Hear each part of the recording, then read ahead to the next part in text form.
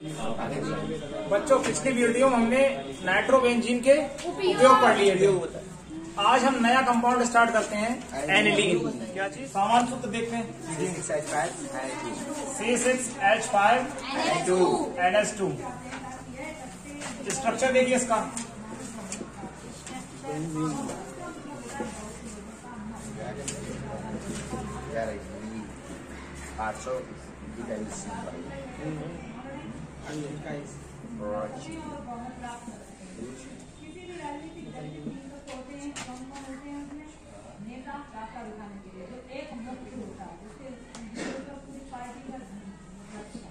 एकांतर क्रम में बॉन्ड लगाएंगे।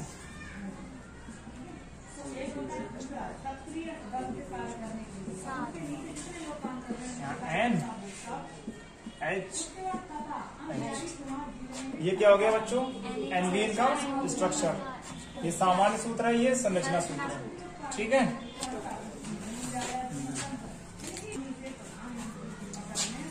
अब बच्चों देखिए एनिलीन का लैब मेथड, प्रयोगशाला विधि।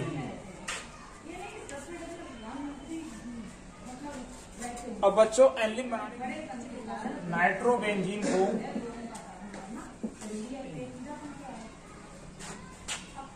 का टिन व हाइड्रोक्लोरिक एसिड के द्वारा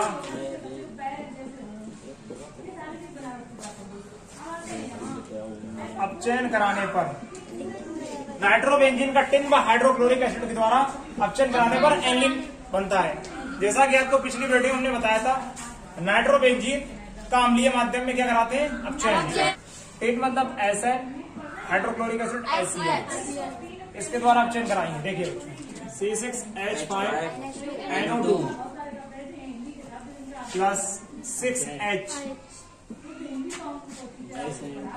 SN टिन व हाइड्रोक्लोरिक एसिड, इसकी प्रेजेंस रहेगी हाइड्रोजन। इन हाइड्रोजन के द्वारा क्या होगा? इसका अपचयन। तो क्या बनेगा? C6H5NH2 और 2 वाटर मॉलिक्यूल निकल जाएंगे। ठीक है बच्चों, बैलेंस है। देखिए एनिलीन बनाने की प्रयोगशाला विधि। ठीक है, नोट कीजिए। आप देख लीजिए, नाइट्रोबेंजीन का टिन व हाइड्रोक्लोरिक एसिड के द्वारा अपचयन कराने पर एनिलीन बनता है।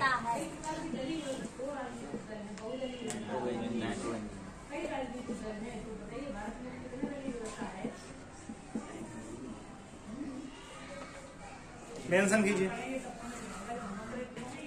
अब देखिए अदर मेथड, अन्य विधियां।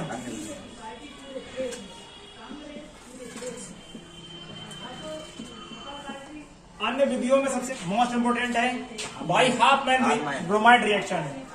बाई हाफमैन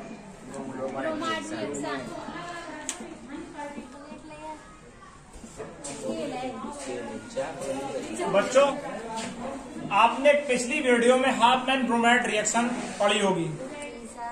ठीक है, तो उसमें क्या था? हमने एलिफेटिक कंपाउंड प्रोपेनामाइड का यूज किया था, लेकिन यहाँ पर एनिलीन जो होता है वो एक एरोमेटिक कंपाउंड है। तो इसके लिए, इसका फॉर्मेशन करने के लिए हमें एक एरोमेटिक एमाइड लेना पड़ेगा। और एरोमेटिक एमाइड क्या होती है? बेंजामाइड। क्या बच्चों? बेंजामाइड। ठीक है, एक बात सुनिए पहले, ये कौन सा समूह है बच्चों? एमाइड। अगर यहाँ पर हम CH3 जोड़ते हैं, ठीक है, या C2H5 जोड़ते हैं, तो ये तो बच्चों एलिफेटिक एमाइड हो गई। That is acetamide and that is propanamide. ठीक है, लेकिन अब यहाँ पर हम क्या करते हैं? C6H5 अगर हम जोड़ते हैं यहाँ पर C6H5, तो ये क्या बच्चों हो जाएगी? बेंजामाइड। क्या हो जाएगी? बेंजामाइड। तो हम बेंजामाइड पर ब्रोमीन तथा कास्टिक पोटास की क्रिया कराएंगे। बेंजामाइड पर ब्रोमीन तथा कास्टिक पोटास की क्रिया। देखिए बच्चों,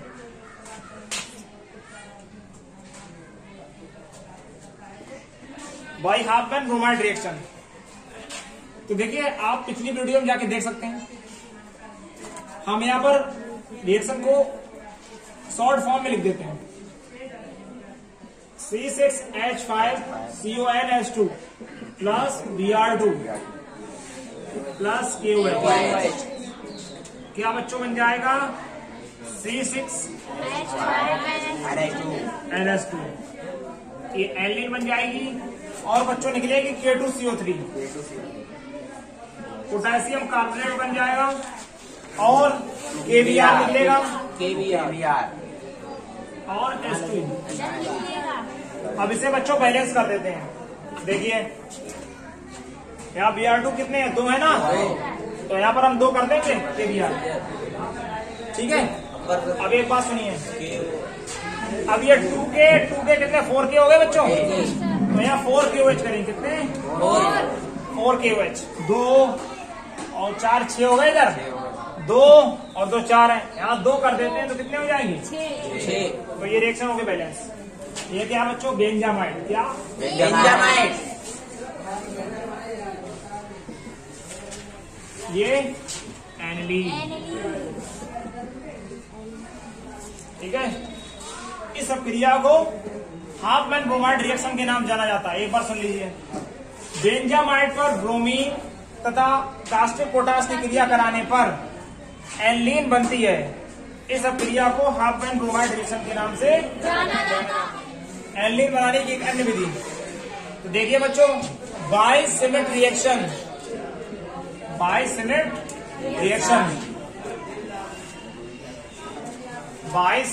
रिएक्शन, ठीक है। सिमेट क्रिया के द्वारा मोनोकार्बोक्सिलिक एसिड पर हाइड्रोजोइक अम्ल की क्रिया शांत सल्फ्यूरिक अम्ल की उपस्थिति में कराने पर क्या मिलता है? प्राइमरी एमीन मिलती है।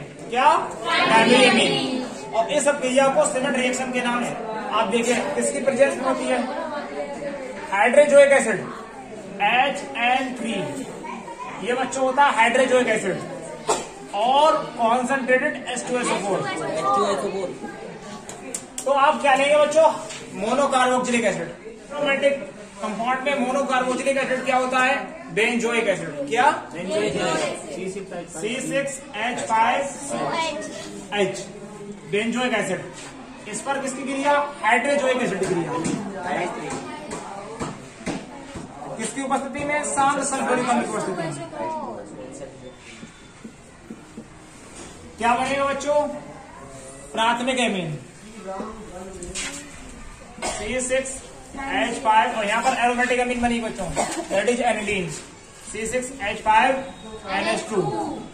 ठीक है, और साथ में नाइट्रोजन गैस निकलेगी N2, और ये यहाँ से कार्बन डाइऑक्साइड गैस निकलेगी CO2।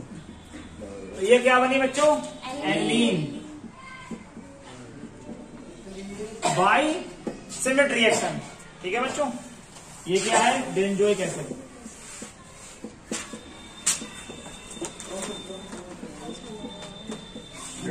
एक बार फिर सुन लीजिए, मोनोकार्बोक्सिलिक एसिड पर हाइड्रोजोइक अम्ल क्रिया शांत सल्फ्यूरिक अम्ल की उपस्थिति कराने पर क्या बनती है? एनिलीन या प्राथमिक एमीन बनती है। ठीक है, ये एरोमेटिक यौगिक में हो गया। एलिफेटिक में भी देख सकते हो आप, जैसे कि यहाँ पर हम एस्टिक अम्ल ले लेते हैं HN3, तो क्या बनेगा बच्चों? CH3NH2। यहाँ पर मिथाइल एमीन बनी, और वही सेम प्रोसेस, नाइट्रोजन गैस और CO2। अब बच्चों देख लिए एनिलीन के भौतिक गुण। देखिए बच्चों, एनिलीन एक रंगहीन, कलरलेस, रंगीन मतलब कलरलेस द्रव है, जो कि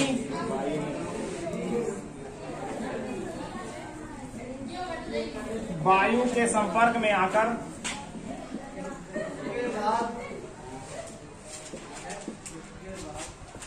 ऑक्सीकृत होकर, जो कि वायु के संपर्क में आकर ऑक्सीकृत होकर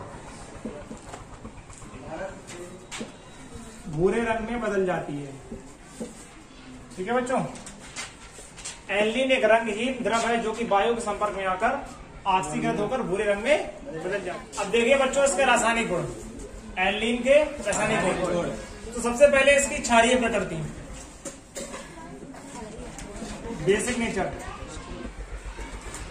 एल्लीन होती है वो कैसी होती है? एरोमेटिक एमीन होती है। सबसे पहले एलिफैटिक एमीन सबसे ज्यादा क्षारीय होती है, उससे कम अमोनिया और सबसे कम एरोमेटिक एमीन।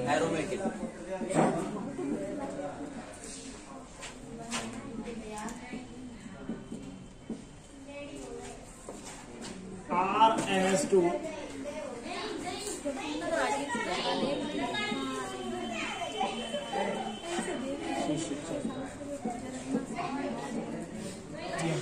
वो छोड़िए कि aliphatic amine is more basic than ammonia and ammonia is more basic than aromatic amine. ठीक है, ये देखिए बच्चों, एलिफैटिक एमीन अमोनिया से अधिक क्षारीय होती है और अमोनिया एरोमेटिक एमीन से अधिक क्षारीय होती है। अब इसकी क्षारीय प्रकृति का स्पष्टीकरण कराने के लिए हम क्या करेंगे?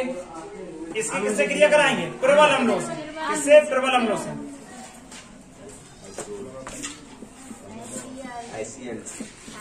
एनिलीन प्रबल अम्लों से क्रिया करके लवण बनाती है। क्या बनाती है? इससे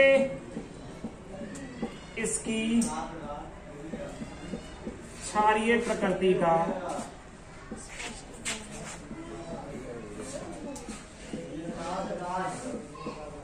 स्पष्टीकरण हो जाता है।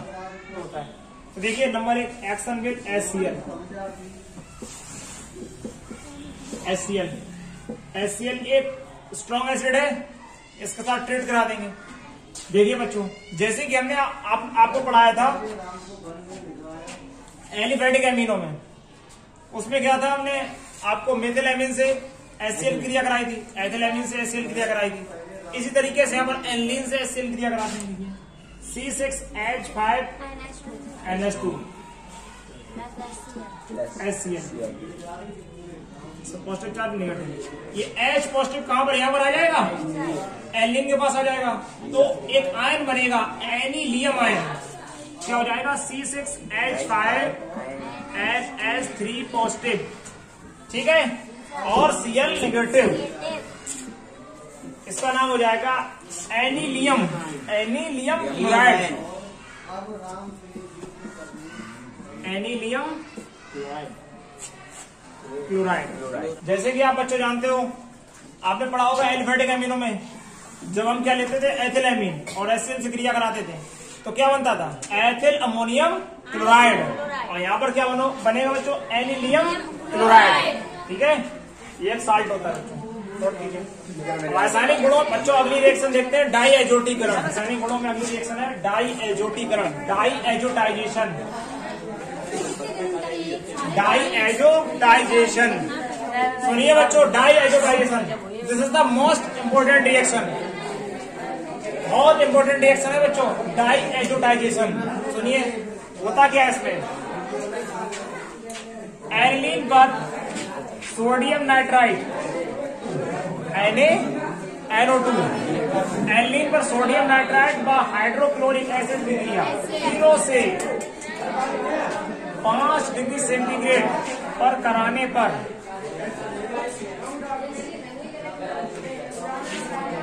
प्रायः डाई एजोनियम लवण बनते हैं। इस क्रिया को डाई एजोटीकरण के नाम से जाना जाता है। इस क्रिया को डाई एजोटीकरण के नाम से जाना जाता है। एल्लीन पर, अब पहले सुनिए, पहले NaNO2 और HCl आपस में क्रिया करेंगे, NaNO2 और HCl, तो बच्चों क्या बनेगा? और NaCl। अब ये क्रिया करेगा HNO2 और HCl। देखिए किस तरीके से, एल्लीन पर C6H5NH2। अब एक बात जानते हो, HNO2 कैसे लिखते हैं? HON double bond O। ये इसका क्या हो गया? स्ट्रक्चर। ठीक है, इसे उल्टा करके ले सकते हैं, O डबल बॉन्ड NOH। भाई nitrous acid can be written as this, इस तरीके से भी लिखा जा सकता है इसे, O डबल बॉन्ड NOH। और 1 मोल लेंगे HCl का। टेम्परेचर कितना है? 0 से 5। ये बच्चों ये क्या निकला? जल। H2। और ये देखिए क्या निकला? जल। 2 वाटर के मॉलिक्यूल निकल जाएंगे। C6H5N, यहां से 2 H हटे तो डबल बॉन्ड आएगा, तो C6H5N double bond NCl plus H2। इसे क्या बोलते हैं बच्चों? ध्यान सुनिए, ये पूरा क्या है? पॉजिटिव, ये क्या है? नेगेटिव। इसे बोलेंगे बेंजीन, और ये हमने आपको सब बताया था,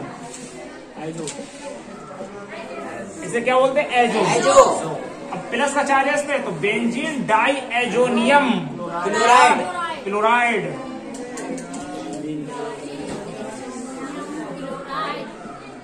बेंजीन डाई एजोनियम क्लोराइड।